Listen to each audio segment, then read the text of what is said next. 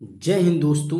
आज हम लोग उत्तर प्रदेश पुलिस भर्ती परीक्षा के लिए पॉलिटी का कंप्लीट वीडियो लेकर के आए हैं। इस वीडियो में हम लोग संविधान की पृष्ठभूमि, प्रस्तावना, प्रमुख समितियां, पद और शपथ और त्यागपत्र, मूल अधिकार, संसद, संविधान संशोधन और प्रमुख अनुच्छेद जैसे टॉपिक को डिस्कस करने वाले हैं। दोस्तों, इन्हीं टॉपिक से आपके एग्जाम में ज़्यादा क्वेश्चन पूछे जाने की संभावनाएं हैं। अभी तक आप अगर प्रैक्टिस पेपर, एमसीक्यू या मॉडल पेपर सॉल्व कर रहे होंगे तो आपको ये आंकड़ा लग रहा होगा, आपको ये आइडिया हो गया होगा कि क्वेश्चन कहाँ से पूछे जा रहे हैं। तो ये 7 से 8 टॉपिक है जहाँ से क्वेश्चन पूछे जाएंगे। तो दोस्तों, इन 7 से 8 टॉपिक को हम लोग एक ही वीडियो में देखने वाले हैं। इस वीडियो में पूरा ये संविधान का चैप्टर कंप्लीट कर देंगे। तो दोस्तों, पूरा वीडियो देखिएगा और हो सके तो इसका जो भी आपको कन्फ्यूजन है वो नोट्स में आप ज़रूर इसको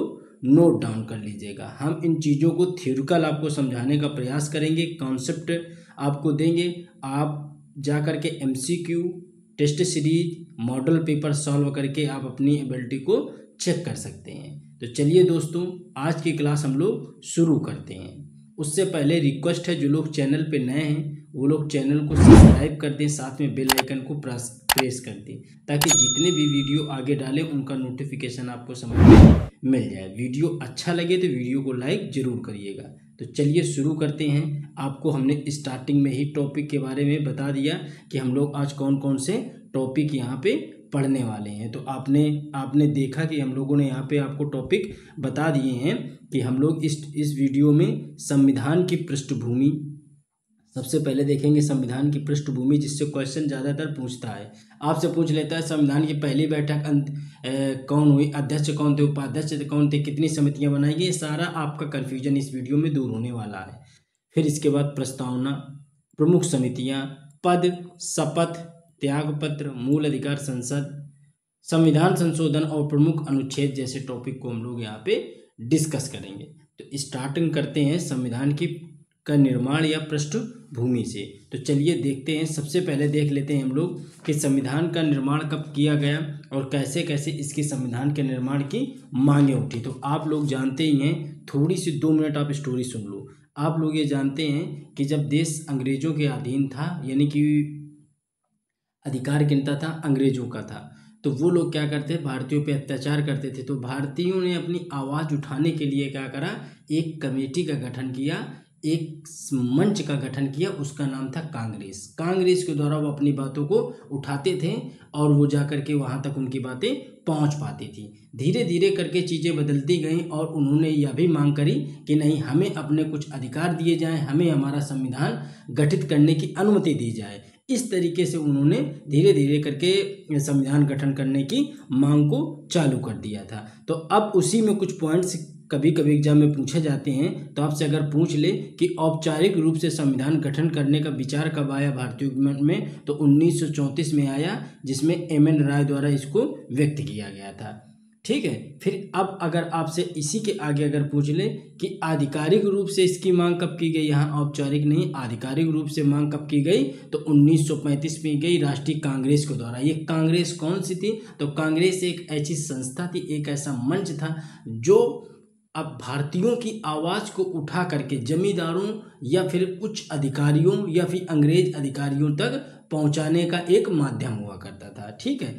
भारतीय संविधान का निर्माण कब हुआ, तो किसके द्वारा किया गया, तो कैबिनेट मिशन के द्वारा इसका निर्माण किया गया। लेकिन उससे पहले आप समझो कि 1942 में जब भारतीयों ने क्या किया, 1942 से भी पहले भारतीयों ने कहा कि नहीं, हमारा संविधान गठित होना चाहिए। ये मांगे आज की नहीं है, 1895 से मांगे चालू हो गई थी। क्यों, क्योंकि तिलक ने स्वराज पार्टी के माध्यम से 1895 मांगे मांगी थी कि नहीं, संविधान का गठन होना चाहिए, भारतीय संविधान गठित होना चाहिए। फिर गांधी जी ने भी 1922 में ये बात कही। इसके बाद स्वराज पार्टी ने भी का विचार 1924 में फिर से पेश किया।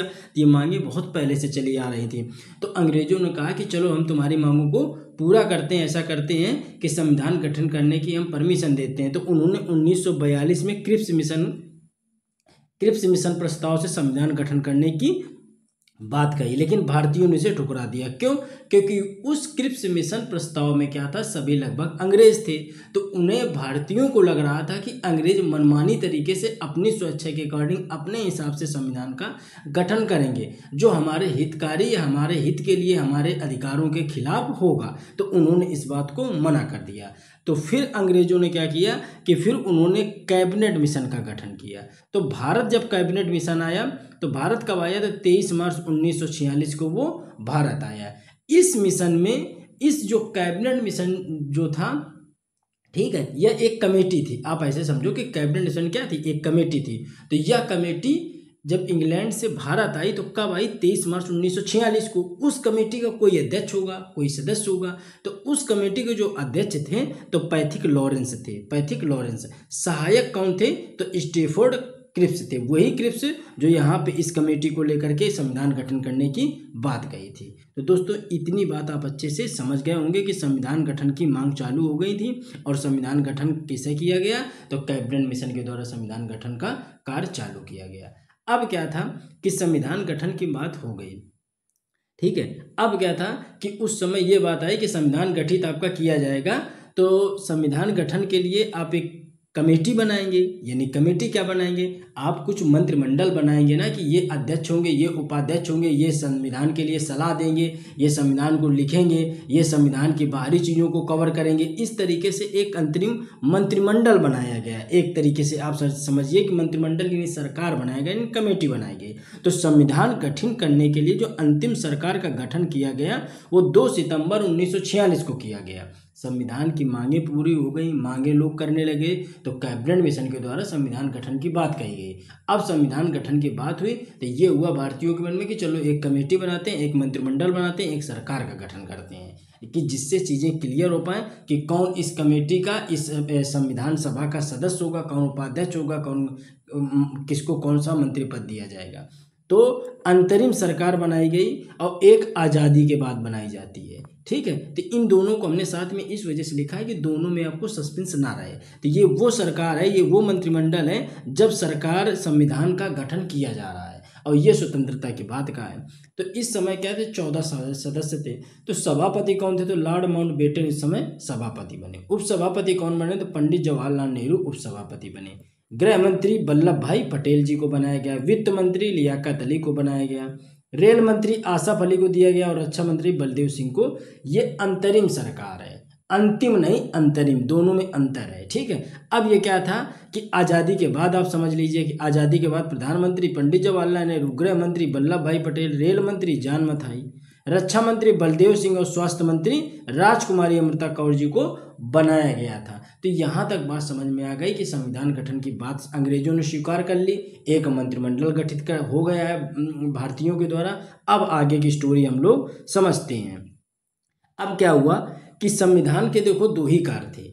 संविधान सभा गठित हो गई, उस जो अभी कमेटी आपने ऊपर पढ़ी, मंत्रिमंडल पढ़ा, सरकार पढ़ा, तो वो एक कमेटी बन गई। अब क्या था? संविधान सभा के 2 कार्य थे कि संविधान का निर्माण कराना है, और जब तक संसद का गठन ना हो जाए तब तक वो संसद के रूप में कार्य करेगी। कौन कार्य करेगी? जो अंतरिम सरकार अभी बनी है, ठीक है ना, वो कार्य करेगी। अब क्या था कि ये बात हुई कि संविधान में भाई कितने सदस्य होंगे? तो टोटल 389 सदस्य बने। कितने बने? 389 मेंबर बने, जिसमें 292 ब्रिटिश प्रांत के सदस्य थे। ब्रिटिश प्रांत का मतलब ऐसा प्रांत जिन पे पूर्ण रूप से अंग्रेजों का अधिकार हुआ करता था, और 93 देसी रियासतों के थे। देसी रियासतों का मतलब वो जमींदारों के थे, ठीक है। जो जमींदार हुआ करते थे वो लोग क्या करते थे, ये अंग्रेजों को टैक्स दिया करते थे, लेकिन वो अपनी रियासत को स्वतंत्र पूर्वक चलाया करते थे। हालांकि अधीन किसके रहते थे? अंग्रेजों के, लेकिन वो उनके खुद के मालिक हुआ करते थे। तो देसी रियासतें 93 थी। 4 कमिश्नरी सिस्टम के प्रांत थे, जैसे उनमें दिल्ली था, कुर्ग था, अजमेर था और बलूचिस्तान था। तो दोस्तों टोटल 389 मेंबर को सम्मिलित करा गया। इसी में एक क्वेश्चन आपसे पूछता है कि हैदराबाद एक ऐसी देसी रियासत थी जिसके प्रतिनिधि संविधान सभा में शामिल नहीं हुए थे। तो यही क्वेश्चन आपसे पूछता है कि कौन सी देसी रियासत थी जिसके संविधान सभा में जिसके प्रतिनिधि शामिल नहीं हुए थे? तो हैदराबाद एक ऐसी देसी रियासत के रूप में उभर के सामने आई थी। चलिए यहाँ तक आपने अच्छे से बात समझ ली कि भाई अंतरिम सरकार बन गई है, सदस्य भी निर्धारित हो गए हैं। अब ये भी पता चल गया है कि संविधान सभा जो अंतरिम सरकार है उसका काम क्या होगा कि संविधान का निर्माण करेगी और जब तक संसद का गठन नहीं हो जाता तब तक वो संसद के रूप में कार्य करेगी। अब हो रही है संविधान की पहली बैठक। अब पहली बैठक की जा रही है। अब इस चीज़ को हम लोग अच्छे से समझते हैं, यहीं से क्वेश्चन फ्रेम किया जाता है। तो जो संविधान की पहली बैठक थी वो 9 दिसंबर 1946 की हुई नई दिल्ली में काउंसिल चैम्बर के पुस्तकालय में। तो ये आपको याद नहीं रखना है, आपको इतना याद रखना है 9 दिसंबर को बैठक हुई। इसके अस्थायी अध्यक्ष कौन बनाए गए? तो डॉक्टर सच्चिदानंद सिन्हा बनाए गए थे। कौन बनाए गए? जो पहली बैठक हुई तो उसके अध्यक्ष कौन बनाए गए? डॉक्टर सच्चिदानंद सिन्हा, लेकिन वो अस्थायी तौर पे बनाए गए।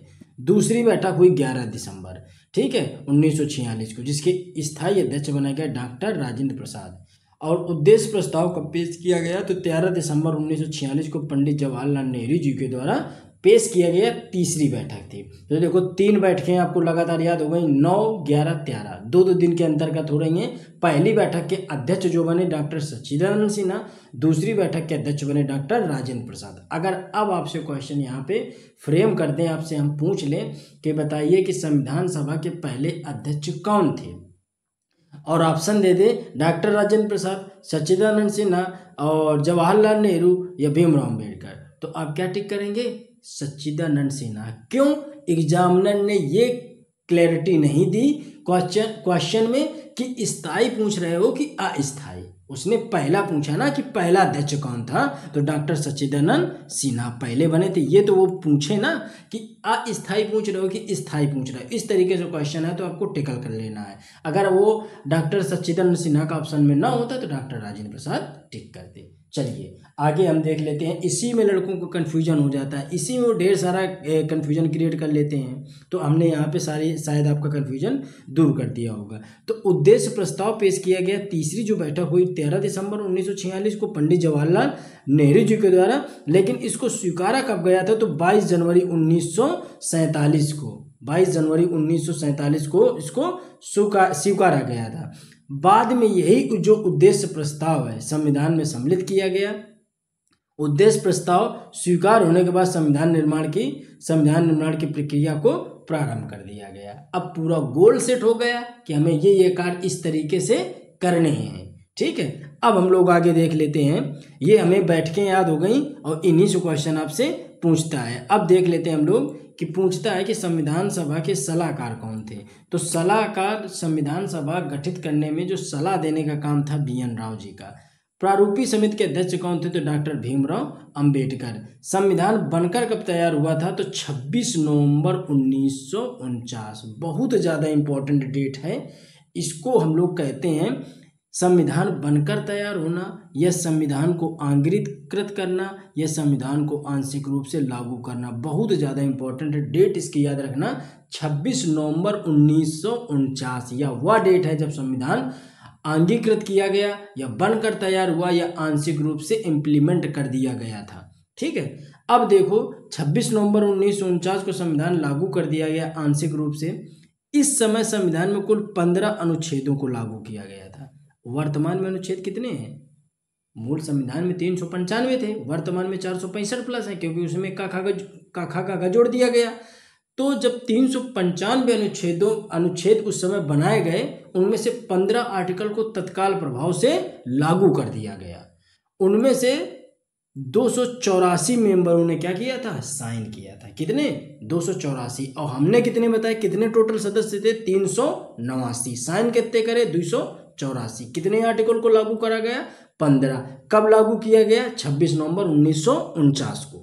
चलिए यहाँ तक आप मैटर को समझ गए होंगे। संविधान की जो अंतिम बैठक कब होती है? तो 24 जनवरी 1950 की संविधान की अंतिम बैठक की जाती है। इसी दिन राष्ट्रीय गान को अपनाया गया, इसी दिन राष्ट्रीय गीत को अपनाया गया था, और इसी दिन डॉक्टर राजेंद्र प्रसाद भारत के पहले राष्ट्रपति के तौर पे चुने गए थे। तो दोस्तों ये आपने समझ लिया कि 24 जनवरी 1950 वो डेट है कि जब 3 घटना एक साथ हमको देखने को मिलती हैं। ये तीनों घटनाएं आपको अच्छे से याद रखना है। संविधान की अंतिम बैठक भी की गई, और पहली बैठक कब हुई? 9 दिसंबर 1946। अंतिम बैठक कब हुई? 24 जनवरी 1950। स्वीकार कब किया गया? आपने अच्छे से पढ़ लिया। अब हम लोग आगे देख लेते हैं संविधान पूर्ण रूप से कब लागू किया गया। अभी आपने देखा, हमने ऊपर कहा कि संविधान लागू किया गया आंशिक रूप से, उसी को कहा आंगिरकृत किया गया। ठीक है, पूर्ण रूप से कब लागू किया गया, तो 26 जनवरी 1950 को, 26 जनवरी 1950 को। और अंतिम बैठक कब होती है, 24 जनवरी 1950 को। संविधान बनने में कितना समय लगा, तो 2 वर्ष 11 माह 18 दिन का समय लगा था। आपको खर्चे से कोई मतलब नहीं है, ये मत याद करो। आप ये याद करो कि संविधान के प्रारूप में कुल 114 दिन तक बहस लगातार हुई थी। किसका जो ड्राफ्ट तैयार किया जाए, इसका जो प्रारूप तैयार किया जाए, इसका एक सिनेरियो तैयार किया जाए तो किस तरीके से तैयार करा जाएगा, तो इसमें टोटल 114 दिन तक सिर्फ बहस चली थी। तो इस चीज़ को आप याद रखिएगा, ये क्वेश्चन पूछा जाता है। चलिए, यहाँ तक हमने अब चीज़ें आपसे अच्छे से समझ ली। अब यहाँ पे एक क्वेश्चन यहाँ अंतर से पूछता है, तो हमें अंतर पे ध्यान देना है कि जब मूल संविधान हमारा बना तो मूल संविधान में कुल अनुच्छेद 395 थे। दोनों को बता दे रहे हैं। वर्तमान संविधान जब बना, यानी कि आज का संविधान है, यानी कि उसको मॉडिफाई करा गया, मॉडिफिकेशन किया गया, कुछ उसमें संशोधन किए गए, कुछ उसमें बदलाव किए गए। ठीक है, तो जो मूल संविधान था उस समय अनुच्छेद 395 थे, लेकिन आज की स्थिति में अनुच्छेद कितने हैं, 465 हैं। कुल अनुसूचियां उस समय 8 थीं, आज कितनी अनुसूचियां हैं, तो 12 अनुसूचियां हैं। कुल भाग उस समय 22 हुआ करते थे, तो आज कितने भाग हैं, तो आज 25 भाग हैं। ठीक है, उन्हीं में संशोधन काखा गागा करके जोड़ा गया है, ये आप अच्छे से जानते हो। तो ये चीज़ आप अच्छे से याद रखना, इसमें कोई कन्फ्यूजन नहीं होना चाहिए। अगर एग्जाम में ये पूछ लेता है कि संविधान में कुल कितने अनुच्छेद हैं, तो 395 अगर ऑप्शन में है, 465 ऑप्शन में है, तो आप याद रखना उसमें आप कोई भी टिक करोगे दोनों सही होगा। क्यों, उसने ये बात नहीं पूछी कि मूल संविधान में कि वर्तमान संविधान में। इन बातों को, छोटी छोटी बातें ना यही भारी पड़ जाती हैं, एक एक नंबर खा जाती हैं। तो बिल्कुल आपको दिमाग की खिड़की खोल करके काम करना है, बिल्कुल सांत्वना से एग्जाम देना है, कोई टेंशन ना लो। ठीक है, अच्छे से चीज़ों को बस आप पढ़ो। ऑब्जेक्टिव तब लगाओ जब आप डिस्क्रिप्टिव आपने अच्छे से कवर कर रखा हो। ठीक है, तो तभी चीज़ें क्लियर भी हो पाती हैं। चलिए आगे हम लोग देख लेते हैं कि जो संविधान सभा बनी कितने सदस्य थे, 389 सदस्य थे। कितने थे, 389 सदस्य, हमने बताया ना आपको 389 सदस्य थे। अब भाई 389 सदस्यों में से आपने ये समझा कि 284 सदस्यों ने तो साइन कर दिया था कि संविधान को 15 आर्टिकल के साथ लागू कर दिया जाए। उस संविधान सभा में कितनी महिलाएं थीं, तो 15 महिलाएं थीं और 33 एसटी सदस्य थे। कितने एसटी सदस्य थे, 33 थे जो एसटी मेंबर थे। 389 सदस्यों में से जब पाकिस्तान का विभाजन किया गया तो कितने सदस्य बचे थे, तो 299 सदस्य बचे थे। और 26 जुलाई 1947 को विभाजन की घोषणा की गई थी। इसको भी याद रखिए, 26 जुलाई 1947 को। आप याद रखिए कितने मेंबर बचे थे, तो 299 मेंबर बचे थे, यानी कि 389 में से 299 मेंबर बचे थे जब पाकिस्तान का विभाजन की बात करी गई थी। अब क्वेश्चन यहाँ से भी आता है कि राष्ट्रीय ध्वज कब स्वीकार किया गया। क्वेश्चन आप अगर लगा रहे हैं टेस्ट पेपर तो आप देखते होंगे कि क्वेश्चन यहाँ से पूछा जाता है। तो देखो, राष्ट्रीय ध्वज कब स्वीकार किया गया, तो 22 जुलाई 1947 को राष्ट्रीय ध्वज को स्वीकार किया गया, मान्यता मिली। अब राष्ट्रीय ध्वज से भी क्वेश्चन पूछते हैं, तो हम लोग राष्ट्रीय ध्वज से एक बार क्वेश्चन अच्छे से समझ लेते हैं कि कौन कौन से क्वेश्चन पूछते हैं। तो सबसे पहले क्वेश्चन ये पूछता है कि इसको सबसे पहले किसने कब फहराया। तो राष्ट्रीय ध्वज हमारा यानी तिरंगा यानी झंडा, उसको स्वीकार कर लिया गया 22 जुलाई 1947 को, लेकिन इसको पंडित जवाहरलाल नेहरू ने 31 दिसंबर 1929 को रावी नदी के तट पर रात के 12 बजे फहराया था। तो ये आपको डेट याद रखनी है कि कब फहराया, तो रात के 12 बजे फहराया। कहाँ पे फहराया, तो 31 दिसंबर 1929 को फहराया था रावी नदी के तट पे। किसने, पंडित जवाहरलाल नेहरू ने। डायरेक्ट क्वेश्चन आपसे ये पूछता है। अच्छा, तिरंगे की बात कर लेते हैं एक और पॉइंट कि इसकी लंबाई चौड़ाई का अनुपात 3:2 होता है। डिजाइन किसने तैयार किए, तो पी वेंकैया यानी पिंगली वेंकैया नायडू ने इसका डिजाइन तैयार किया था। ये चीज़ हमने यहाँ तक क्लियर कर ली। अब देख लेते हैं राष्ट्रीय गीत कब अपनाया गया। तो देखते हैं दोस्तों राष्ट्रीय गीत कब अपनाया गया, तो 24 जनवरी 1950 को राष्ट्रीय गीत अपनाया गया। अब राष्ट्रीय गीत से भी क्वेश्चन पूछते हैं। तो राष्ट्रीय गीत से क्वेश्चन कैसे पूछा जाता है, देखो संविधान की जो पृष्ठभूमि है इससे 40% क्वेश्चन सिर्फ इसी से पूछा जाता है और इसी में लड़के सस्पेंस हो जाता है, इसी में लड़कों को सस्पेंस होता है और क्वेश्चन गलत करके आते हैं। तो जितनी पृष्ठभूमि जो हम आपको करवा रहे हैं बहुत ही ज़्यादा इंपॉर्टेंट है। क्वेश्चन सबसे ज़्यादा यहीं से पूछा जाता है, क्योंकि यहाँ पे डेट फैक्ट ज़्यादा है, तो फैक्चुअल ये एग्जाम है तो फैक्ट यहाँ से ज़्यादा बनते हैं, तो यहीं से क्वेश्चन को ज़्यादा बनाता है, सस्पेंस भी ज़्यादा यहीं है। तो चलिए हम लोग देखते हैं यहाँ पे कि 24 जनवरी 1950 को राष्ट्रीय गीत अपनाया गया। तो प्रथम बार गाया कब गया? तो प्रथम बार 1896 में भारतीय राष्ट्रीय कांग्रेस के कलकत्ता अधिवेशन में इसको गाया गया था। किस अधिवेशन में? कलकत्ता। कब? 1896 में।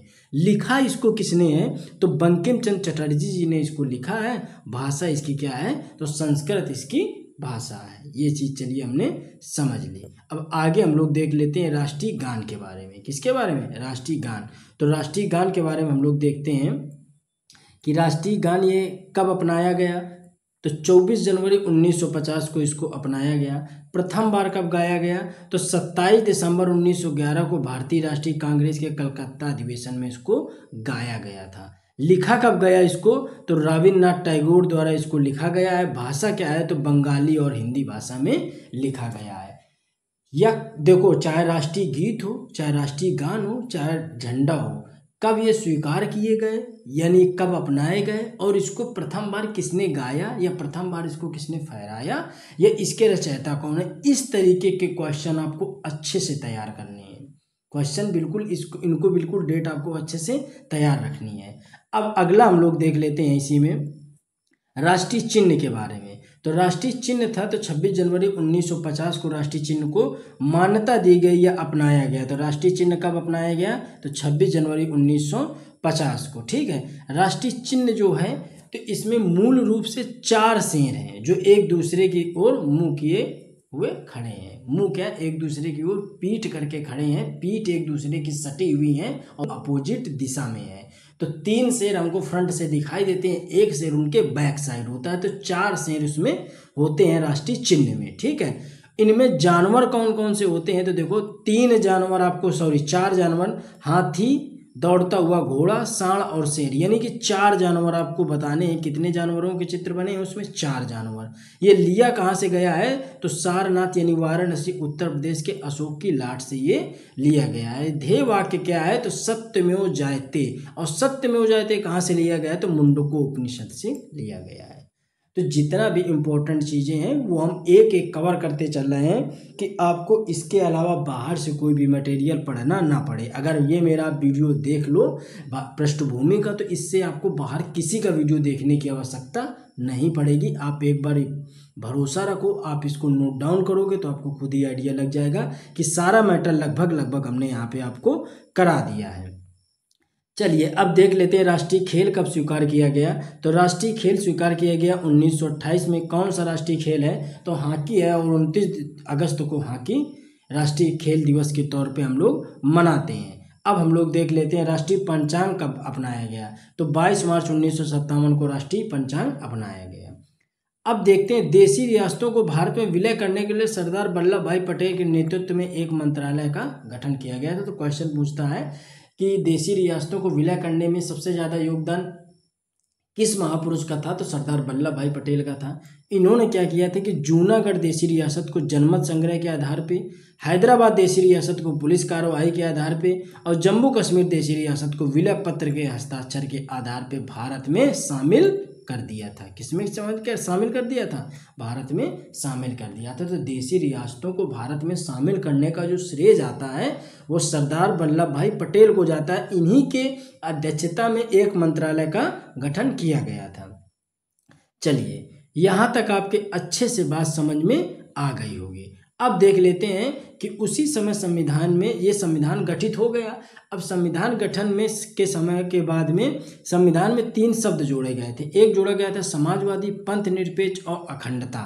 ये 42वें संविधान संशोधन अधिनियम 1976 के द्वारा जोड़े गए थे। आप इसको ऐसे याद रखिएगा कि समाजवादी पार्टी आई, समाजवादी पार्टी आई तो हो जाएगा समाजवादी, पंथनिरपेक्ष और अखंडता। याद रखिए समाजवादी पार्टी आई, ये ट्रिक है तो आपको याद रहेगा कि 3 शब्द जोड़े गए, समाजवादी पार्टी आई ऐसे, ठीक है। और 42वें संविधान संशोधन को मिनी कॉन्स्टिट्यूशन के रूप में हम लोग जानते हैं, इसको उपमा दी गई है मिनी कॉन्स्टिट्यूशन। तो दोस्तों ये पूरा था पृष्ठभूमि के बारे में, जितनी भी संविधान की मुख्य बातें थीं, संविधान गठन के समय क्या क्या बातें हुई, कैसी कैसी कमेटी बनाई गई, कौन अध्यक्ष थे, कौन उपाध्यक्ष थे, कितनी समितियां बनी, कितने लोग इसमें शामिल हुए, ये सब हमने आपको यहाँ पे क्लियर कर दिया। अब हम लोग आगे पढ़ते हैं।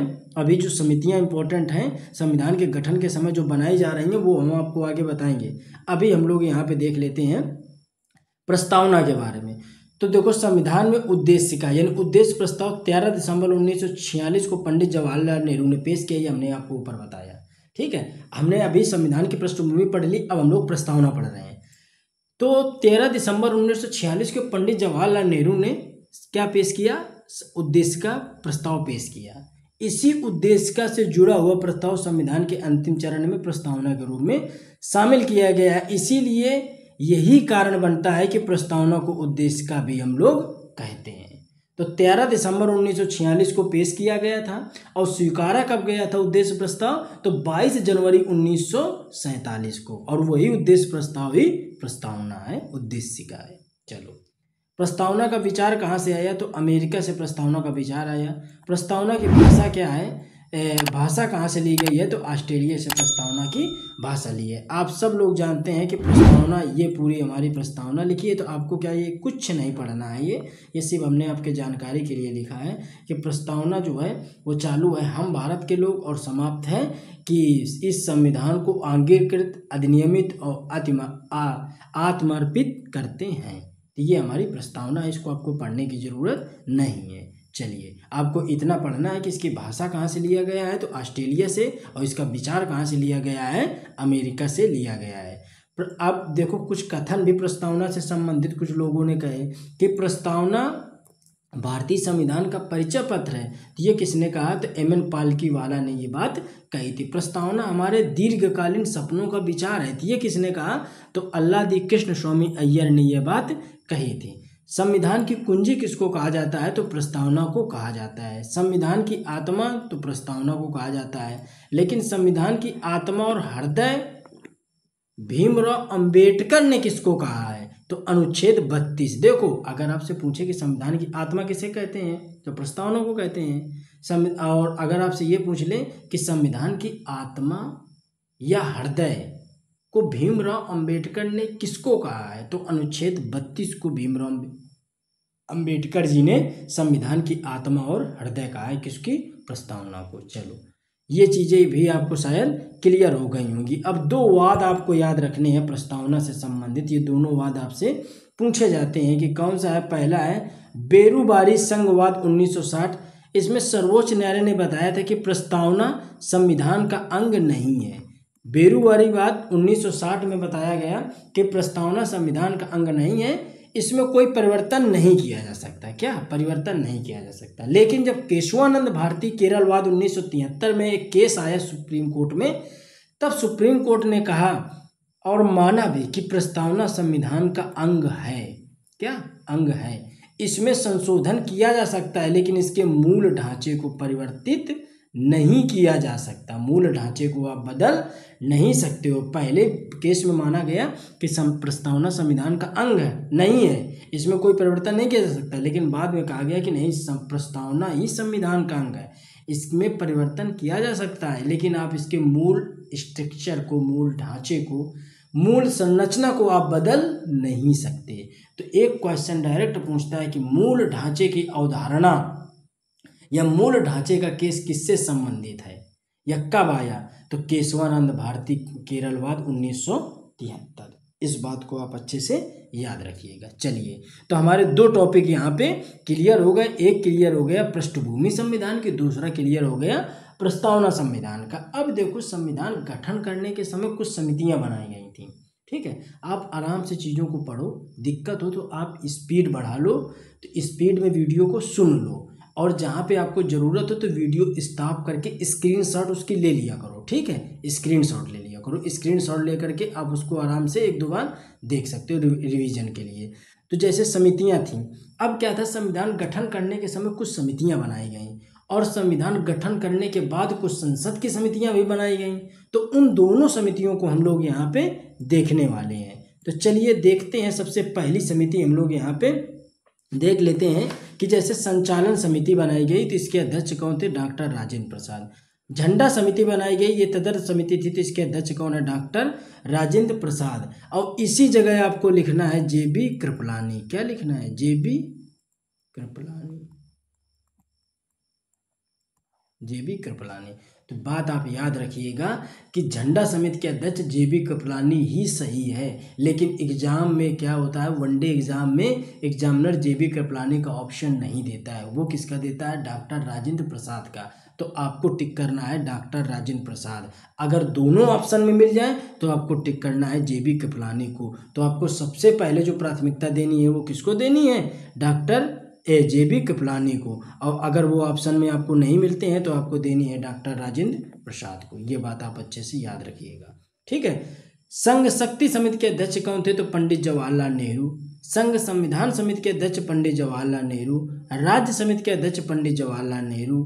तो ये 3 समितियों के अध्यक्ष पंडित जवाहरलाल नेहरू जी थे।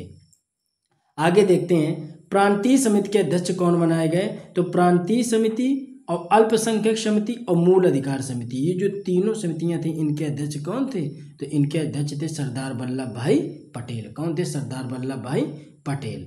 अब देख लेते हैं एक जो सबसे ज़्यादा जो समिति पूछी जाती है, पांडुलेखन समिति या प्रारूपी समिति या ड्राफ्टिंग कमेटी, ठीक है, ये इसको हिंदी में बोलते हैं प्रारूपी समिति, ठीक है। तो इस कमेटी के अध्यक्ष थे भीमराव अंबेडकर। कौन थे, भीमराव अंबेडकर। अब इस समिति का जो कमेटी का जो गठन किया गया, समिति का गठन किया गया 29 अगस्त 1947 को किया गया। 29 अगस्त 1900। ये टोटल 7 सदस्यीय समिति थी। पहले सदस्य इसके थे doctor Bhimrao Ambedkar, N Gopalaswami Ayyangar, Alladi Krishnaswami Iyer, K M Munshi, Syed Mohammad Saadulla, DP Khaitan, M Madhav Rao. लेकिन आप एक बात यहाँ पे याद रखना, ये 7 सदस्य थी, आपसे इतना ही पूछेगा, लेकिन जानकारी के लिए एक बात सुन लो कि जो एन माधव राव थे, एन माधव राव, तो एन माधव राव बीएल मित्र के स्थान पे आए थे। किसके स्थान पे आए थे, बीएल मित्र के स्थान पे। और जो डीपी खेतान थे, इनकी मृत्यु होने के 1948 में जब इनकी मृत्यु हुई थी तब टीटी कृष्णचारी सदस्य बने थे। तब कौन बने थे, टीटी कृष्णचारी थे। ये याद रखिएगा, ये दोनों मेंबर ऐसे थे जो बाद में इनकी जगह या स्थान बदला गया था। अब देख लेते हैं हम लोग आगे कुछ समितियां देख लेते हैं। परामर्श समिति के अध्यक्ष कौन थे, तो सरदार वल्लभ भाई पटेल थे। कार्य संचालन समिति के एम मुंशी थे। प्रेस दीर्घा समिति कुशानाथ सेन थे। चलिए अब कुछ संसदीय समिति देख लेते हैं। संसदीय समिति से क्वेश्चन आपसे पूछ लेता है। तो संसदीय समितियों में हम लोग सबसे पहले देखते हैं, चलिए तो हम लोग देखते हैं संसदीय समिति। तो सबसे पहले हम लोग देख लेते हैं संसदीय समिति में 3 टाइप की आपको इसमें समिति पढ़नी है। एक थी प्राक्कलन समिति, दूसरी है लोक लेखा समिति और तीसरी है सार्वजनिक उपक्रम की समिति।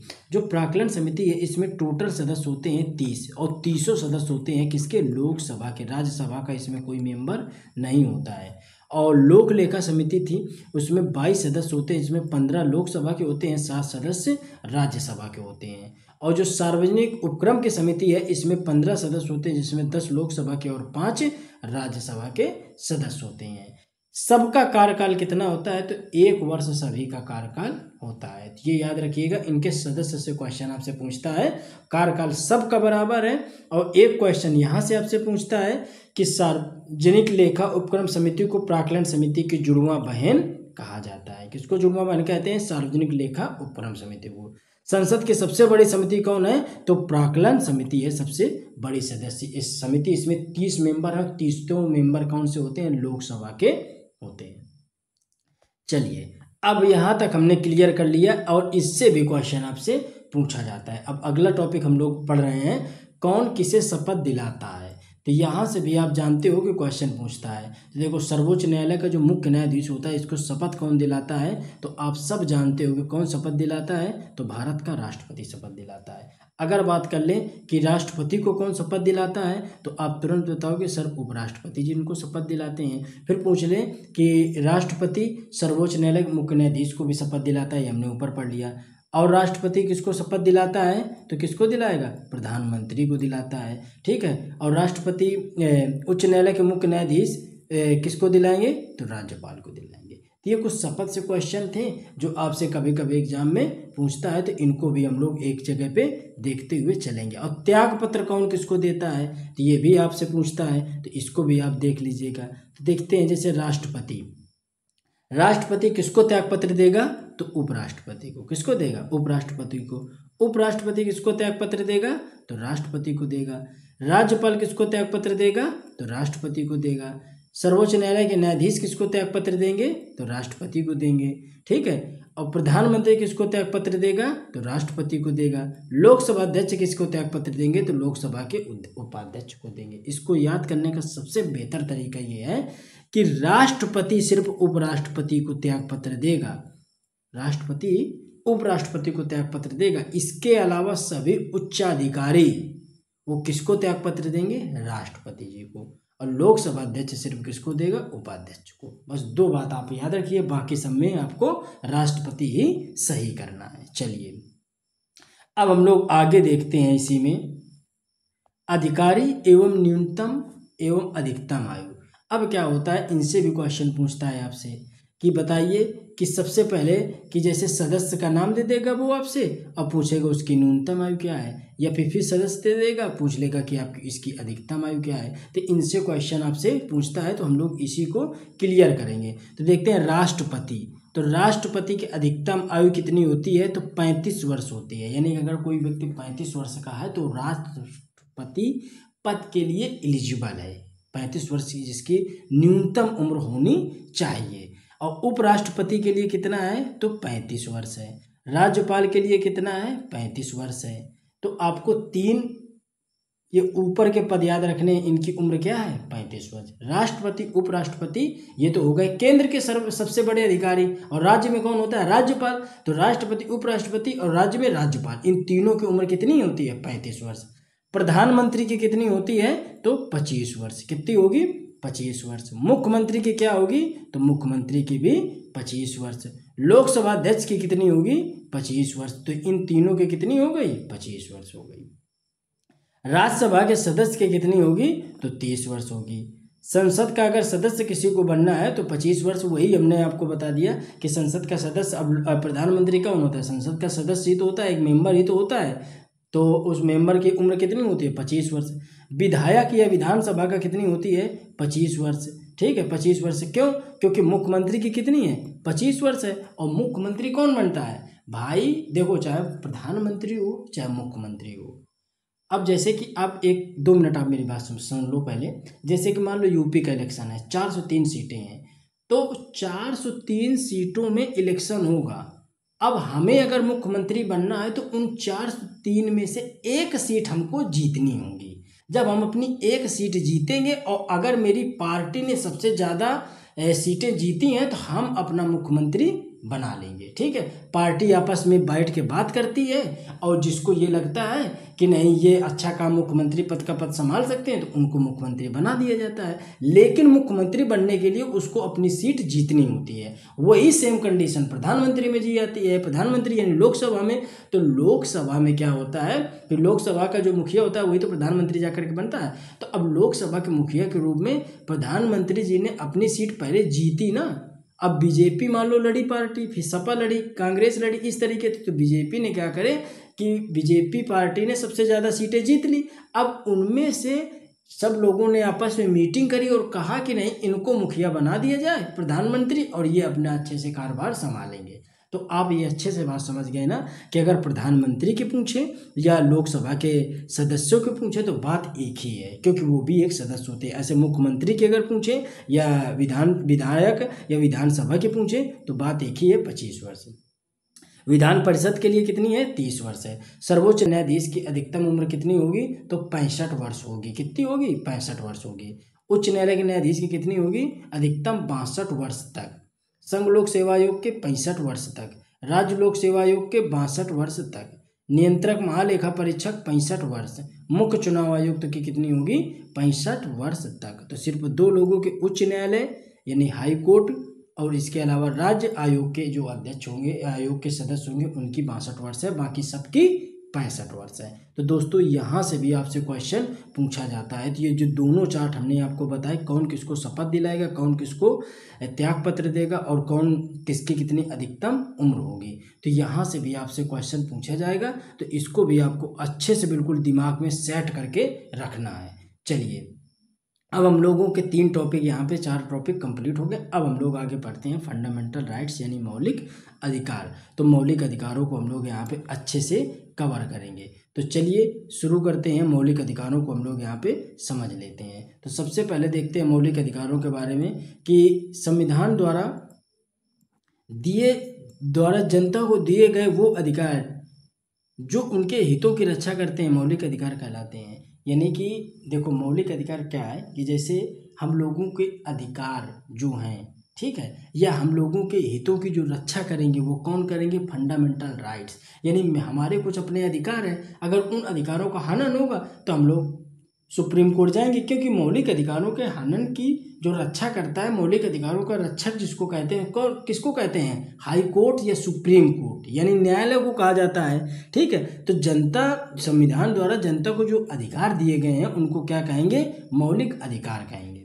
ठीक है, ये कहाँ से लिए गए हैं, तो ये अमेरिका के संविधान से लिए गए हैं। वर्णन कितना है, तो भाग 3 में 12 से 35 अनुच्छेदों में इनका वर्णन है। संविधान के भाग 3 मौलिक अधिकारों को भारत का अधिकार पत्र या मैग्ना कार्टा के रूप में भी जाना जाता है। किसको, मौलिक अधिकारों को, यानी भाग 3 को ही भारत का मैग्ना कार्टा कहा जाता है या भारत का अधिकार पत्र कहा जाता है।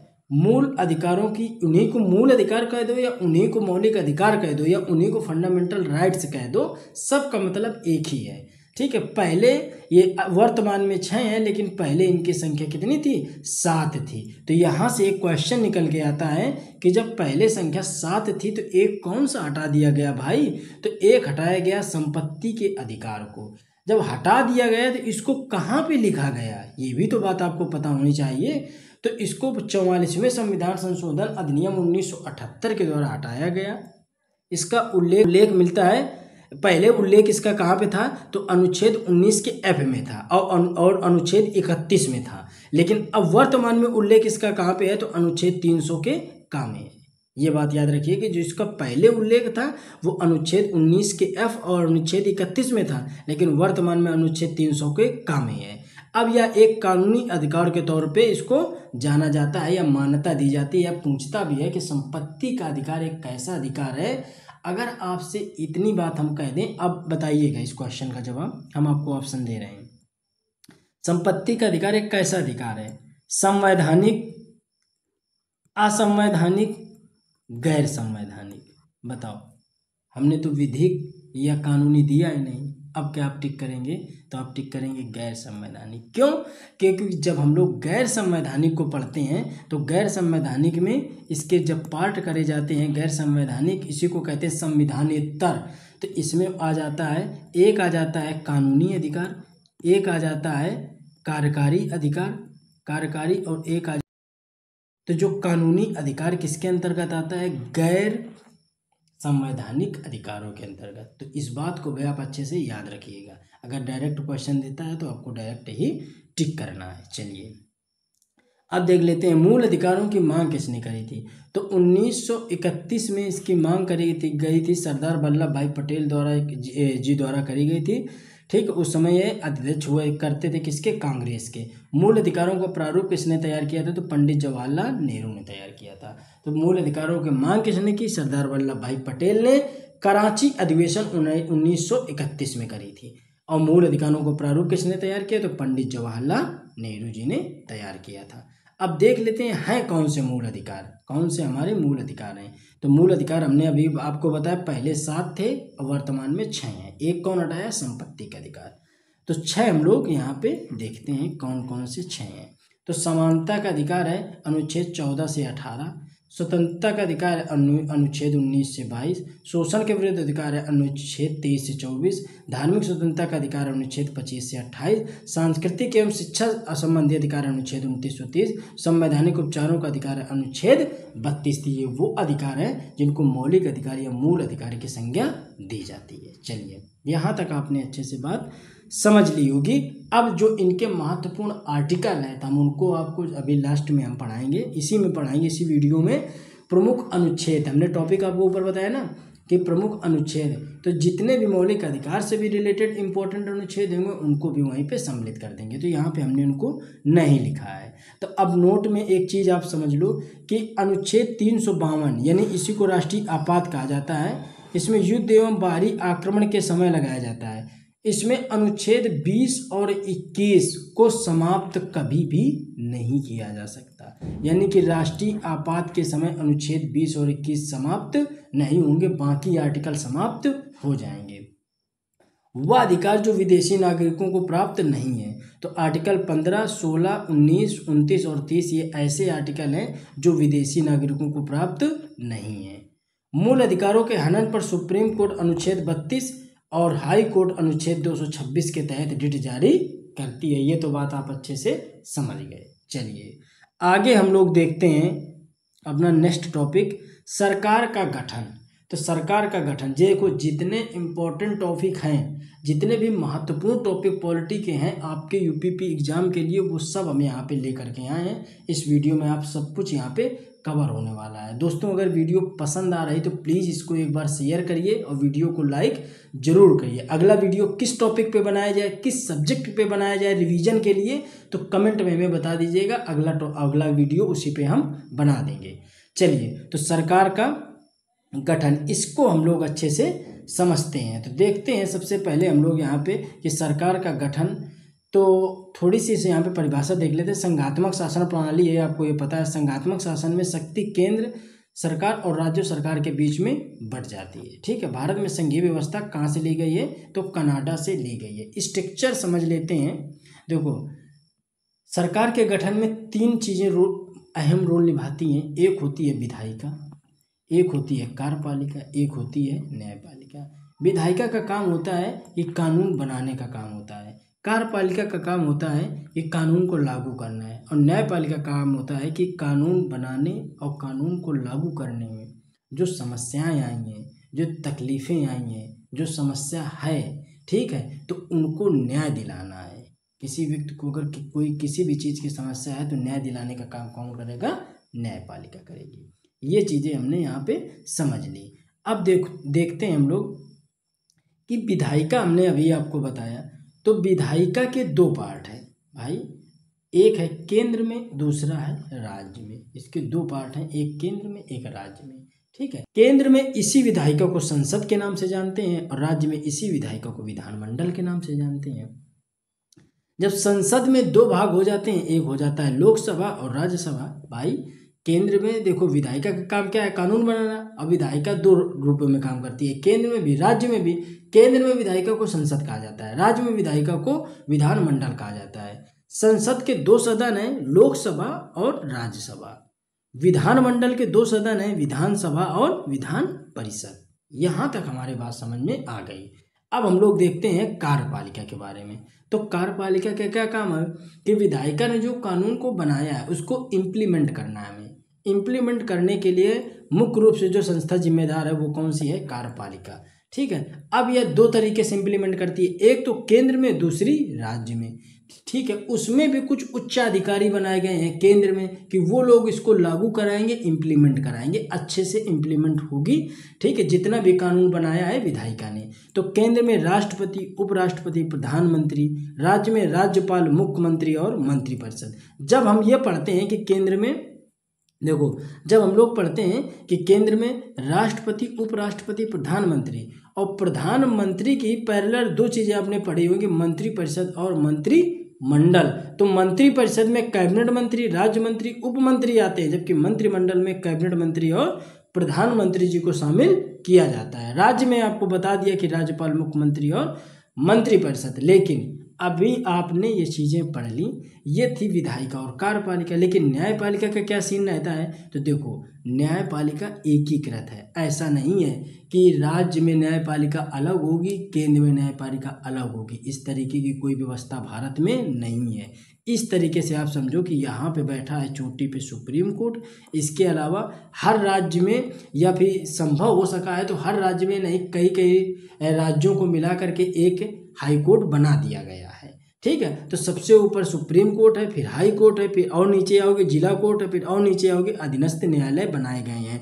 तो ये सभी एक श्रेणी क्रम बने हुए हैं, ये सभी एक श्रेणी क्रम बने हुए हैं। अगर कोई व्यक्ति है, अगर अधीनस्थ न्यायालय में उसका मामला जाता है, संतुष्ट नहीं है तो वो जिला न्यायालय में जा सकता है, वहाँ पे संतुष्ट नहीं है तो वो हाई कोर्ट में जा सकता है, वहाँ भी संतुष्ट नहीं है तो वो सुप्रीम कोर्ट की सेवा ले सकता है, सुप्रीम कोर्ट पे जाकर के केस कर सकता है। लेकिन कुछ मामलों में, जैसे फंडामेंटल राइट्स का मामला है, या राज्य के कुछ अपने मामले, निजी मामले होते हैं, नदी जल विवाद या अन्य राज्यों के मामले होते हैं, तो उनको डायरेक्ट किस पे सुना जा सकता है, सुप्रीम कोर्ट पे आप जाकर के PIL दायर कर सकते हैं। चलिए, यहाँ तक तो आपने अच्छे से बात समझ ली होगी। और कार्यपालिका का जो प्रमुख होता है, वास्तविक प्रमुख होता है, वो कौन होता है, प्रधानमंत्री होता है। चलिए, विधायिका के बारे में अभी आपने समझा कि विधायिका का क्या काम होता है, कि कानून का निर्माण करना ही विधायिका होता है। और केंद्र में विधायिका को संसद के नाम से जानते हैं, ये ऊपर हमने पढ़ लिया। अब संसद के बारे में हम लोग थोड़ी सी डिटेल पढ़ेंगे, लोकसभा और राज्यसभा। क्यों? क्योंकि लोकसभा और राज्यसभा से क्वेश्चन आपसे खूब पूछता है। तो लोकसभा और राज्यसभा को हम लोग यहाँ पे थोड़ा सा डिटेल में पढ़ लेंगे, जहाँ से आपके क्वेश्चन छोटे ना आपसे बढ़ जाए क्वेश्चन। तो देखिए, संसद के बारे में सबसे पहले इसका जो गठन होता है अनुच्छेद 79 के तहत होता है। इसके 2 सदन होते हैं। सदन का कितने हैं? 2, राज्यसभा और लोकसभा। राज्यसभा का गठन अनुच्छेद 80 और लोकसभा का गठन अनुच्छेद 81। तो इसको याद रखने का तरीका है, आप एक ट्रिक याद रखो, सरल से हो गया संसद, संसद का 79, र से हो गया राज्यसभा, इसका आर्टिकल 80, और ला से हो गया लोकसभा, इसका आर्टिकल 81। तो तीनों आर्टिकल सीरियल में आपको याद हो जाएंगे, सरल से 79, 80 और 81। तो संसद के 2 सदन, लोकसभा और राज्यसभा, आपका आर्टिकल भी याद हो गया। लेकिन अंग कितने हैं? तो अंग इसके 3 हैं। इसमें राष्ट्रपति ऐड हो जाता है। ठीक है, राष्ट्रपति ऐड हो जाता है। राष्ट्रपति क्या काम करता है? तो ये संसद के सत्र को बुलाता है या आहूत करता है। लेकिन अध्यक्षता कौन करता है? कि संसद के जैसे मान लो कोई मीटिंग हुई, ये कोई मीटिंग होनी है, तो राष्ट्रपति जी ने बुला दिया, तो उसमें लोकसभा के भी मेंबर आ गए, राज्यसभा के भी मेंबर आ गए। क्यों? क्योंकि संसद के तो 2 सदन है, लोकसभा और राज्यसभा। तो राष्ट्रपति ने उनको आहूत किया कि आज मीटिंग होनी है, राष्ट्रपति जी ने उनको संसद को आहूत कर दिया। अब लोकसभा और राज्यसभा के सदस्य मिलकर के आ गए, मीटिंग के लिए बैठ गए, तो उनकी अध्यक्षता कौन करेगा? तो उसकी अध्यक्षता राष्ट्रपति नहीं करेगा, उसकी अध्यक्षता करेगा लोकसभा अध्यक्ष। कौन करेगा? लोकसभा अध्यक्ष। बुलाने का काम कौन करता है? राष्ट्रपति। अध्यक्षता कौन करता है? लोकसभा अध्यक्ष। ये बात आप अच्छे से याद रखिएगा। आगे देख लेते हैं कि जो संसद है, इसका निर्माण एडविन लुटियंस और हर्बर्ट बेकर ने किया था। ये भी बात आप अच्छे से याद रखिएगा। संसद के 2 सदन, ये बात आपको हमने बताई, लोकसभा और राज्यसभा। कौन है? लोकसभा और राज्यसभा। तो ये जो दोनों सदन हमने आपको बताए, कितने? 2 सदन। तो एक है लोकसभा, दूसरा है राज्यसभा। तो लोकसभा के बारे में थोड़ी सी बात समझ लेते हैं, राज्यसभा के बारे में समझ लेते हैं। लोकसभा को निम्न सदन कहा जाता है, इसे हाउस ऑफ पीपुल कहा जाता है, और इसे उच्च सदन कहते हैं, इसको काउंसिल ऑफ स्टेट कहा जाता है। ये जनता का सदन है, ये प्रथम सदन है, सबसे लोकप्रिय सदन है, इसको युवाओं का सदन कहते हैं। क्यों? क्योंकि इसमें ज़्यादा से ज़्यादा युवा लोग जाते हैं। जो आप जब प्रधानमंत्री का इलेक्शन होता है ना, PM, यहीं से तो PM बनता है, यहीं से PM बनता है। इसमें जितने भी मेंबर होते हैं वो मिल करके PM को चुनते हैं। ठीक है, तो ये इसमें युवाओं का सदन कहते हैं। अब राज्यसभा में इसमें चर्चित लोगों का सदन होता है, द्वितीय सदन होता है, स्थायी सदन इसी को कहा जाता है। चलिए आगे हम लोग देखते हैं लोकसभा के बारे में, थोड़ी सी डिटेल में इसकी संरचना भी समझ लेते हैं, सदस्यों का भी, क्योंकि इसी से क्वेश्चन पूछा जाता है। तो लोकसभा के बारे में हम लोग समझते हैं कि इसका जो गठन हुआ अनुच्छेद 81, या निम्न सदन है, इसे भंग किया जा सकता है, इसको कभी भी भंग किया जा सकता है। जनता का सदन है, लोकप्रिय सदन है, इसमें कार्यकाल इसका कितना होता है? 5 वर्ष का होता है। न्यूनतम आयु कितनी होती है? 25 वर्ष, यानी लोकसभा में अगर आपको जाना है और चुनाव लड़ना है तो आपकी उम्र कितनी होनी चाहिए? 25 वर्ष कम से कम आपकी उम्र होनी चाहिए। अब लोकसभा के सदस्यों की संरचना यहाँ से हमको अच्छे से देखनी है। देखो, इसकी संरचना के लिए हमें दो चीज़ें बहुत अच्छे से समझनी होंगी और ये दोनों चीज़ें एग्जाम पॉइंट ऑफ व्यू से महत्वपूर्ण है। जैसे जब लोकसभा की संरचना की बात करते हैं तो पहले की बात करते हैं, यानी पहले का कब क्या मतलब है और वर्तमान का क्या मतलब है। तो पहले का मतलब ये है कि सन 2019 से पहले की बात हम यहाँ समझेंगे और 2019 के बाद की बात यहाँ समझेंगे। क्यों? क्योंकि 2019 में एक संविधान संशोधन किया गया जिसमें संख्या में परिवर्तन किया गया है। तो अधिकतम संख्या जब 2019 से पहले थी तो कितनी थी? 552 थी संख्या। इसमें क्या था? केंद्र शासित और राज्य के सदस्य शामिल होते थे और कुछ एंग्लो इंडियन के सदस्य होते थे। तो 552 में से 550 सदस्य राज्य और केंद्र शासित यानी यूटी और राज्यों से आया करते थे। ठीक है, यूटी और राज्यों से आया करते थे। 2 सदस्य एंग्लो इंडियन हुआ करते थे। कितने? 2 सदस्य एंग्लो इंडियन हुआ करते थे। अब राज्यों में से 530 सदस्य राज्यों से और 20 सदस्य केंद्र शासित प्रदेश से नियुक्त होने की बात होती थी कि कम से कम हमको मतलब कि 530 सदस्य अधिकतम हम राज्य से लेंगे और 20 सदस्य अधिकतम हम यूटी यानी केंद्र शासित प्रदेशों से लेंगे। लेकिन क्या था कि केंद्र शासित प्रदेशों से हमको सिर्फ 13 सदस्य ही मिलते थे, जबकि अधिकतम हम कितने ले सकते थे? 20 मेंबर को ले सकते थे। तो अब कुल संख्या अगर पूछ ली जाए कि कितनी हुई तो 530 हमको राज्यों से मिल गए, 13 सदस्य हमको मिल गए कहाँ से? केंद्र शासित से। 2 मेंबर हमको मिल गए कहाँ से? एंग्लो इंडियन से। तो 545। तो अगर पूछ ले आपसे कि 2019 से पहले अधिकतम संख्या कितनी थी तो 552 और कुल संख्या कितनी थी तो 545 उसकी संख्या हुआ करती थी जिसपे वोटिंग होती थी। कितने पे? 545 पे हमारी वोटिंग हुआ करती थी। ठीक है, अगर पूछे कि अधिकतम संख्या कितनी होती थी 545 तो और वोटिंग कितने पे होती थी अधिकतम संख्या 552 और वोटिंग कितने में होती थी 545। ये बात हमने समझी 2019 से पहले। अब एक अनुच्छेद एक संशोधन किया गया, उसमें ये बात कही गई कि इसमें परिवर्तन करा जा रहा है। क्या परिवर्तन करा जा रहा है? 104वां संविधान संशोधन अधिनियम 2019 के तहत एंग्लो इंडियन के पद को समाप्त कर दिया है। जो ये 2 पद चुने जाते थे इनको क्या कर दिया गया? तत्काल प्रभाव से खत्म कर दिया गया, समाप्त कर दिया गया। तो ये 2 पद हमारे समाप्त हो गए। जब ये 2 पद समाप्त हो गए तो अब संख्या यहाँ पे 2 घट गई, यहाँ पे 2 संख्या घट गई। तो अब अधिकतम संख्या कितनी हो गई? 550। देखो इस डायग्राम को समझ लो क्योंकि क्वेश्चन आता है और फिर कि 104वां संविधान संशोधन किया गया और उसमें एंग्लो इंडियन के पद को समाप्त कर दिया गया। तब संख्या कितनी बची? 550 बची। अब क्या था? 550 बची। अब उसी में आपने एक चीज और पढ़ी कि 530 राज्यों से आते थे और केंद्र शासित से कितने आते थे? तो हमने आपको तुरंत ऊपर ही बता दिया था कि केंद्र शासित से कितने थे। तो केंद्र शासित से हमारे सदस्य यहाँ पे देखो 13 हमने लिख रखा है और राज्यों से कितने थे? तो 530 सदस्य थे। तो 13 ये थे और 530 ये थे, तो कोई दिक्कत नहीं। लेकिन जम्मू कश्मीर की 5 सीट और लद्दाख की 1 सीट ये क्या हुई? राज्यों से हटकर केंद्र में आ गई। किस में आ गई? केंद्र की तरफ आ गई। तो भाई 5 1 6 सीट इनके पास थी दोनों लोगों के पास, तो यहाँ से 6 सीट हमने कम कर दी। तो ये हो गए 524 और 6 सीट यहाँ जोड़ देंगे तो ये हो गई संख्या 19। तो अब कितने लोग हो गए? तो 524 इसके मेंबर हो गए और 19 इसके मेंबर हो गए, तो टोटल 543 मेंबर हो गए। तो अगर अब आपसे पूछे कि इस समय लोकसभा में अधिकतम सीटों की संख्या कितनी है तो क्या बताओगे? कोई कंफ्यूजन नहीं होना चाहिए, 550। और वर्तमान में कितनी है? तो 543। अच्छे से बिल्कुल उसको समझा सकते हो। चलो, आई होप ये बात आपको अच्छे से समझ आई होगी। अब राज्यसभा के बारे में हम लोग समझ लेते हैं। देखो, राज्यसभा के बारे में हम लोग समझते हैं। तो राज्यसभा इसका गठन अनुच्छेद 80 के तहत ये उच्च सदन है, इसमें विशेषज्ञों का सदन कहते हैं और ये एक स्थायी सदन है, इसको भंग नहीं किया जा सकता है।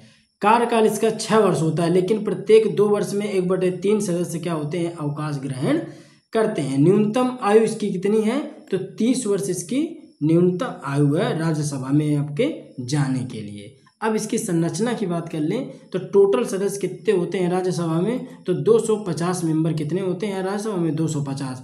राज्य एवं केंद्र शासित प्रदेशों से 238 सदस्य, लेकिन वर्तमान में 233 सदस्य ही आ रहे हैं, यानी कि 238, देखो 250 मेंबर हैं अधिकतम, 238 राज्यों केंद्र शासित से आएंगे और 12 को मनोनीत कर दिया जाएगा, तो हो गए कितने 250, लेकिन वर्तमान में 233 यहाँ से आ रहे हैं और 12 मनोनीत कर रहे हैं, तो कितने हो गए 245। तो राज्यसभा में अधिकतम संख्या कितनी है 250, वर्तमान में कितनी है 245।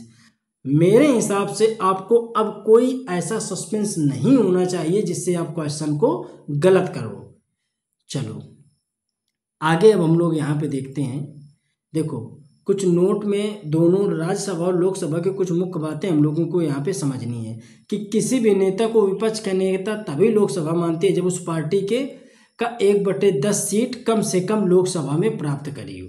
1/10 सीट आपने अगर लोकसभा में प्राप्त करी है तो विपक्ष का नेता होगा, विपक्ष का नेता होगा। यानी कि अगर 543 सीट पे इस बार इलेक्शन हुआ है तो 1/10 का मतलब इसमें 10 का भाग देंगे तो आपको 55 सीट कम से कम चाहिए होती है, तभी आप विपक्ष के नेता के तौर पे बन पाएंगे।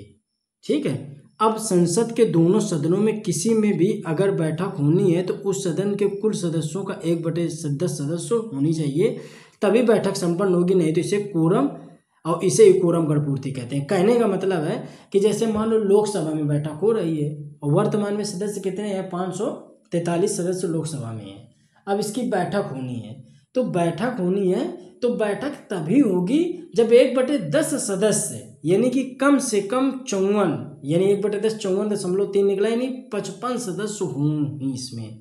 अगर 55 सदस्य मौजूद नहीं है तो बैठक नहीं संपन्न कराई जा सकती। इसी को कोरम या गणपूर्ति के नाम से जानते हैं। ये बात आप अच्छे से समझ गए होंगे। यह बात चाहे राज्यसभा की हो चाहे लोकसभा की हो, दोनों पे लागू होती है। अगला पॉइंट देखते हैं, किसी भी सदन में उसके सदस्य यदि बिना सूचना दिए 60 दिनों तक अनुपस्थित रहते हैं तो उसे पद से हटा दिया जाता है। नहीं चाहे वो राज्यसभा का मेंबर हो या लोकसभा का मेंबर हो, वो बिना सूचना दिए 60 दिन तक अनुपस्थित रहता है तो उसकी सदस्यता वहीं पे समाप्त कर दी जाती है। समाप्त कौन करेगा, तो लोकसभा अध्यक्ष करेगा। धन विधेयक लोकसभा में ही पेश होता है, राज्यसभा में उसके बाद जाता है। किसी भी चुनाव में उम्मीदवार को कुल वैध मतों का 1/6 मत प्राप्त होगा। अगर ऐसा नहीं होता है तो उसकी जमानत राशि को जब्त कर लिया जाता है। उपराष्ट्रपति पर महाभियोग प्रक्रिया राज्यसभा से प्रारंभ होगी, लेकिन राष्ट्रपति पर महाभियोग प्रक्रिया संसद के किसी भी सदन से प्रारंभ की जा सकती है। कहने का मतलब है कि अगर आप उपराष्ट्रपति पे महाभियोग प्रक्रिया लगा रहे हैं तो आपको राज्यसभा से ये प्रोसेस को स्टार्ट करना पड़ेगा। लेकिन अगर लोकसभा राष्ट्रपति पे लगा रहे हैं तो राष्ट्रपति चूंकि संसद का अंग होता है और संसद में 2 सदन है, लोकसभा राज्यसभा, तो उस लिहाज से राष्ट्रपति में किसी भी सदन में पहले इस चीज़ को लाया जा सकता है प्रस्ताव को, चाहे आप लोकसभा में ले आइए या फिर आप राज्यसभा में ले आइए, उससे कोई समस्या नहीं होनी है। चलिए, धन विधेयक पहले लोकसभा में पेश होगा, बाद में 14 दिनों के लिए राज्यसभा में पेश किया जाता है। यदि राज्यसभा 14 दिन के बाद इसे पारित नहीं करती है तो उसे स्वतः ही पारित मान लिया जाता है। अब हम लोग पढ़ने वाले हैं, तो हम लोगों ने लगभग यहाँ पे 6 से 7 टॉपिक हमने कवर कर लिए। अब हम लोग पढ़ेंगे संविधान संशोधन और इसके बाद पढ़ेंगे प्रमुख आर्टिकल। तो 2 टॉपिक हमारे और बचे हैं। इन 2 टॉपिक के बाद पूरा लगभग पॉलिटी हमारा जहाँ से क्वेश्चन आपके लिए आने हैं वो कंप्लीट हो जाएगा। तो देखते हैं, कुल संशोधन 106 अभी तक हुए हैं, 2024 तक का ये डाटा है। ठीक है, भाग इसमें कितने हैं, तो 20 भाग हैं। ठीक है, कुल अनुच्छेद। संशोधन का आरंभ संसद के किसी भी सदन से किया जा सकता है, लेकिन आप विधानमंडल को इसमें इंक्लूड नहीं करेंगे। विधेयक को दोनों सदनों में विशेष बहुमत से पारित करना अनिवार्य होता है, यानी 50% मत को लाना होगा, तभी संविधान में संशोधन संभव है।